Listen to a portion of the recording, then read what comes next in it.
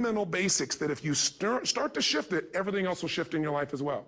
Some people, by the way, have to have more than enough money to do what they want, when they want, where they want, with whomever they want, contribute the way they want. And if that's their must, they find a way. I know that sounds overly simplistic, but it's true.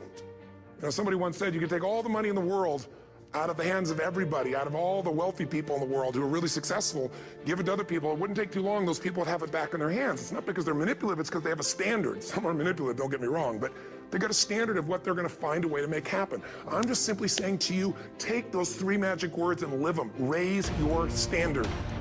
And if you really wanna do it, then I'll tell you the most important secret. Have you ever done this?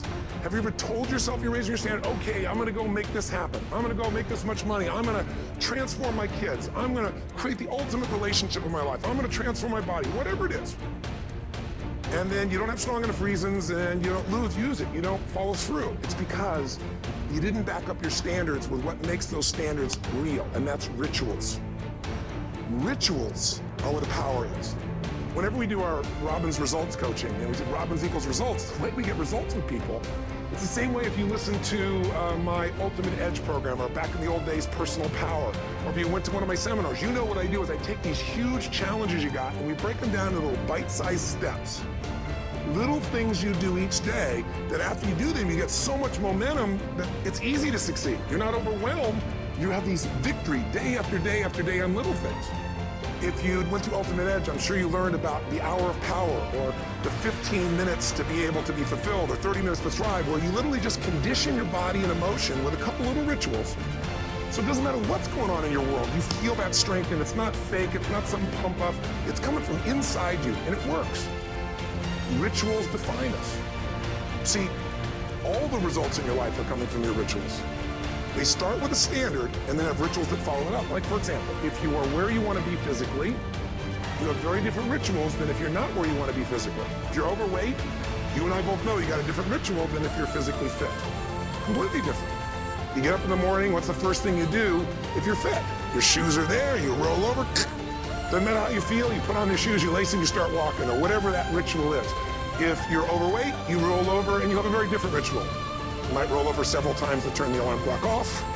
You go in and get your mocha, smocha, whatever, special coffee. You stop by at Starbucks, whatever the case may be. You have your nice sugar muffin. It's supposed to be really nice for you. Whatever you do, it's a different ritual. If you have a great, passionate relationship, you have very different rituals in how you come home than if you have a lousy relationship. You come home and the first thing you do is you're tweeting somebody, or you're emailing, or flipping on the news, or you don't even come home. But what are the rituals? Whenever I study people that are successful, what I look for is what's the standard they hold themselves to? And then what are all those little rituals that add up? Because think about it.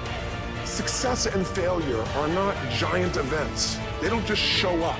You don't just suddenly become successful or suddenly have this cataclysmic event that makes you fail. It may look that way, but failure comes from all the little things.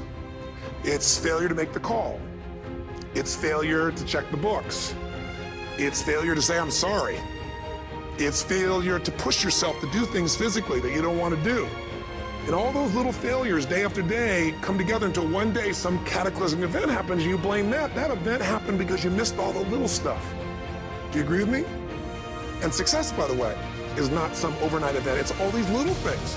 Success is having a vision. Success is making it compelling. Success is really seeing it, feeling it every day with strong enough reasons. Success is feeling the sense that I'm here to grow, I'm here to give something to the world more than just myself. Success is caring about other people. Success is calling and saying, I love you in the middle of the day for no damn reason. Or sending a note. That'll change your relationship. Have a ritual of something funny, playful, or a surprise you do. How many relationships are dead today because they have no surprise rituals anymore? You need to have some rituals, some cool things you do that nobody else does that gives you a better life than anybody else has. All the little stuff. That's where success comes from. And in business, it comes from delivering more than anybody could imagine. All those little things add up. People go, wow, that's who I want to do business with. It's true in any area of your life.